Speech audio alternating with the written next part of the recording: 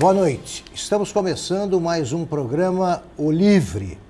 E o convidado desta noite é Kleber Lima, secretário de Comunicação do Estado de Mato Grosso, do governo Pedro Taques. Eu vou ter o prazer da companhia do Igor Taques, que vai me ajudar a conversar com o Kleber. Kleber, muito obrigado pela aceitação do convite. É um prazer ter você por aqui. Prazer é meu, eu que agradeço ao convite e sempre à disposição para tentar informar o público, né, sobre o dia a dia do governo. Kleber, você, além de jornalista e militante, você também, eu estava lendo aqui a tua ficha, que não é pequena, consultor político, especialista em marketing e secretário de Estado agora. Em qual dessas atividades você se sente mais à vontade? No jornalismo, sem dúvida alguma.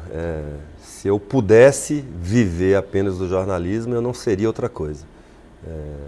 E é claro que o marketing político-eleitoral é alguma coisa que que combina com o que eu faço ao longo da minha vida. Eu comecei a militar em política, em entidades de classe, em partidos políticos muito jovem, né?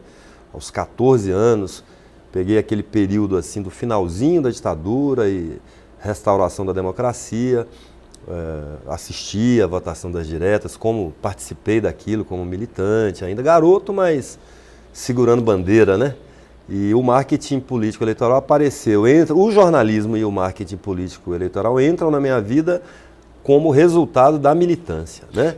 E você não exerce simultaneamente, você se alterna. Assim, não é... Não dá para conciliar. Não dá, aí tem conflito de interesse, né? Eu tenho uma empresa de marketing político-eleitoral e tinha um veículo de comunicação. Eu mantive esse veículo durante o período em que fui secretário do município de Cuiabá. A legislação obriga que você se afaste da administração da empresa, né? Mas sem a minha presença dentro da empresa era insustentável tocá-la. Eu acabei repassando, né? Então, assim, no jornalismo agora a minha atuação se concentra na assessoria de imprensa. Eu acho que é o grande papel do secretário de comunicação do governo do Estado. Boa noite, Kleber. Boa noite, Augusto. Boa noite a todos. Kleber, qual que é a principal mudança ou diferença de pensamento do Kleber, recém-formado em jornalismo, para o Kleber hoje, secretário de Estado de Comunicação? Existe uma evolução notória intelectual, de pensamento, mas quando você olha para trás, fazendo uma ponte ao passado, quais principais diferenças entre aquele Kleber e o Kleber de hoje? É como você via o jornalismo, como você imaginava. Exato. A principal diferença é que o Kleber de hoje, de 47 anos de idade, com mais de 20 anos de experiência de profissão, ele é menos ideológico e mais pragmático, né? Eu tento enxergar o mundo como ele é, né? Então, o Kleber de estudante universitário, eu comecei a atuar no jornalismo, eu fui editor de política do Jornal Diário de Cuiabá, o mais tradicional da cidade, no primeiro ano de jornalismo ainda, né? Então, eu digo na faculdade. Ainda na faculdade. Então, assim, eu digo que eu já militava, já atuava como jornalista, entre aspas, antes de ingressar no curso. Eu escolhi um curso que, de fato, cuja profissão eu queria exercer, né? O Kleber de hoje é mais tranquilo em relação a isso. Eu tive uma conversa sobre isso outro dia com um colega lá no GECOM. Eu lembro até o momento em que eu dei essa virada na minha visão. Como foi? Foi uma entrevista que eu fiz com na época, ex-governador Júlio Campos. Ele tinha recém se deixado o governo. E foi uma das melhores entrevistas que eu fiz na minha vida. E ele era, até então, um sujeito que eu jamais imaginaria poder fazer uma boa entrevista, porque ele era de direita, né? E você militava... E eu de esquerda, comunista, PCdoB, né? E este fato, a surpresa que eu tive comigo mesmo de conseguir extrair uma entrevista tão boa daquela pessoa por quem eu tinha um preconceito ideológico muito grande, me fez entender que para continuar no jornalismo, ou para ser um jornalista melhor, como eu pretendia ser sempre, eu tinha que ser menos militante, né? Então é basicamente essa a diferença, Igor. O Kleber de hoje é menos ideológico que o Kleber daquela época, embora alguns princípios eu conserve, né? Princípio é aquilo que a gente não negocia nunca, né? Então, esses princípios vão me acompanhar para o resto da vida. Mas o Kleber secretário ou o Kleber marqueteiro é muito diferente do Kleber jornalista, e esses três Klebers são diferentes do cidadão, né? Eu tenho evidente as minhas convicções em alguns assuntos, que não necessariamente são coincidentes, né, de pessoas com as quais eu trabalho, mas eu procuro mantê-la no domínio privado do Kleber cidadão. Isso que eu queria saber, você é do estilo bateu, levou, né? Tem umas frases aí que selecionaram, você, durante as campanhas, você bate forte. Você trabalhou com diferentes governos. Você faz isso, quer dizer, você mantém o estilo porque você está fazendo um trabalho profissional, ou você se engaja num projeto de governo? Estilo é da pessoa, né, Augusto? Assim, esse é o meu estilo, sim. Eu sou panfletário, né? Como eu disse, eu sujo para o jornalismo, tal qual eu sujo para o marketing político eleitoral, após ser militante. Então eu aprendi. Movimento estudantil. Eu aprendi a escrever, se é que eu sei escrever, né? Fazendo jornalzinho de Grêmio Estudantil rodado no mimeógrafo. E como eu era do PCdoB, eu cheguei a fazer curso de mecanografia em Goiânia, eu morava em Barra do Garças na época, uma cidade aqui do interior, para poder ser o grande agitador, o responsável pela agitação e a propaganda do PCdoB, aonde a gente estivesse atuando. Então, o panfleto ele tem que ser rápido, direto, objetivo, né? Não tem... A frase de efeito. Frase de efeito, é direto ao ponto. E eu começo no jornalismo, antes até do Diário de Cuiabá, no rádio. E o texto de rádio é basicamente lead, né? Basicamente lead, né? E aí isso me dá muito esse estilo de sintetizar muito as coisas, de ser uma discussão muitas vezes complexa, você consegue resumi-la numa frase, né? E vamos embora, e vamos tocar a vida. Você trabalharia para um cara em quem você bateu forte numa campanha? Você encararia profissionalmente? Provavelmente sim, porque a crítica que eu faço, eu procuro não fazê-la do ponto de vista pessoal, né? E a crítica, ela não é a pessoa, né? O que os políticos gostam de dizer, enfulanizar, e depende do contexto, né? Então, uma pessoa que mereça uma crítica num determinado contexto, num outro ela pode merecer um elogio, né? Ninguém é sempre ruim, ninguém é sempre bom, né?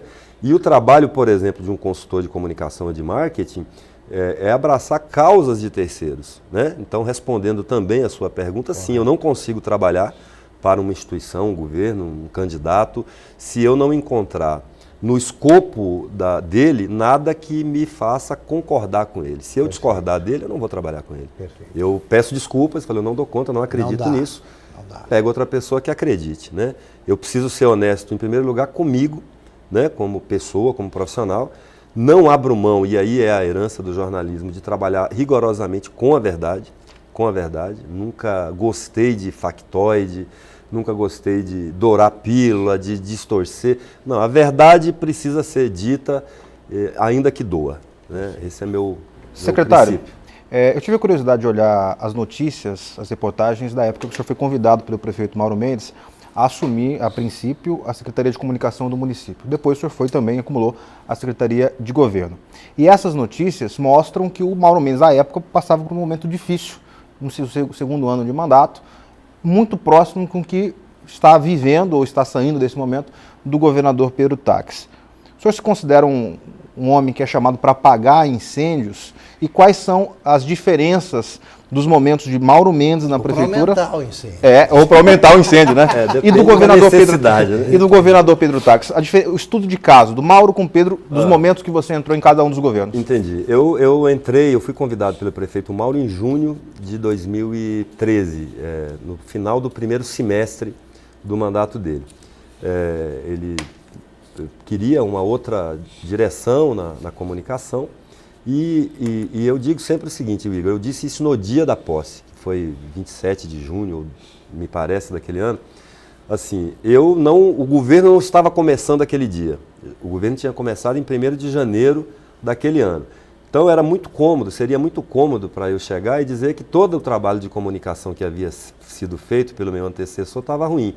E não era verdade, né? Era um governo que estava se ajustando, né? Um governo inteiro estava se ajustando E governo se ajustar é o seguinte, é você conjugar tudo que você propôs, é ideal, né? A campanha você trabalha com ideal, com sonho, com expectativa, e conjugar com as possibilidades. Então, na vida é assim, real versus possível, né? Ideal versus real, e no governo também. Como eu entrei ainda no princípio do governo, eu consegui contribuir mais com o governo, inclusive quando veio esse momento de crise que você se referiu, que foi na virada do segundo para o terceiro ano. É um momento em que todos os governos acabam tendo que fazer um replanejamento, porque é a hora que você já sabe se você vai conseguir... Do primeiro para o segundo. Na metade, né? Metade, Nessa virada da metade, porque você fica insistindo no sonho. Você acabou de ser eleito, foi bem votado, porque senão não teria sido eleito, né? E você se sente obrigado a cumprir aquilo que você prometeu à sociedade, né? Eu acho isso muito virtuoso, inclusive. Só que chega um momento que você precisa entender se você vai conseguir ou não. E se você não vai conseguir, se explique, veja o que é possível fazer e apresente. Eu acho que repactua esses compromissos com a sociedade. Foi o que nós fizemos em Cuiabá. Eu lembro que o prefeito Mauro, por ser a primeira experiência dele, e ele vinha num pique, um empreendedor muito arrojado, então ele era uma usina de absorção de ideias, né? Todas as ideias que ele recebia, ele queria pôr em prática. E eu lembro que naquele momento nós lançamos uma campanha até para o aniversário de Cuiabá, né? Parabéns Cuiabá, que acaba de completar 298 anos, que o mote era o seguinte: vai começar a colheita, né?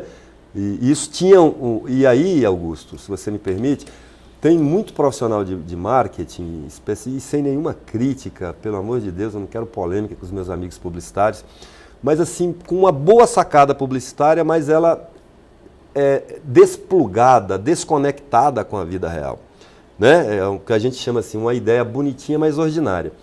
E o slogan, ele precisa representar um conceito de posicionamento, é um posicionamento, na verdade, ele traduz, né, esse posicionamento. E o posicionamento que nós tivemos que defender ao próprio prefeito naquele momento era o seguinte: prefeito, por favor, para de abrir frente nova, porque nós não vamos dar conta de entregar. E o que nós já temos plantado, semeado, é suficiente para nos levar até o final do governo como uma das administrações mais exitosas da história de Cuiabá.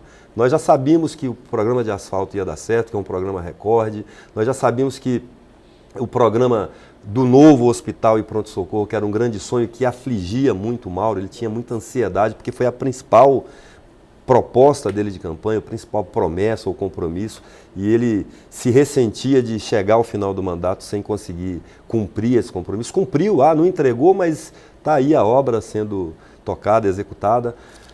No governo do atual, do governador Pedro, eu já entro exatamente na metade. Eu entro lá em novembro do ano passado, fui nomeado efetivamente no dia 2 de dezembro, né, do ano passado, e a minha postura foi a mesma. Aliás, divergindo do próprio governador e de outros, do governo como um todo, da opinião pública, que muita gente diz assim: o problema do governo do Pedro Táxi era a comunicação. Não era, eu disse isso.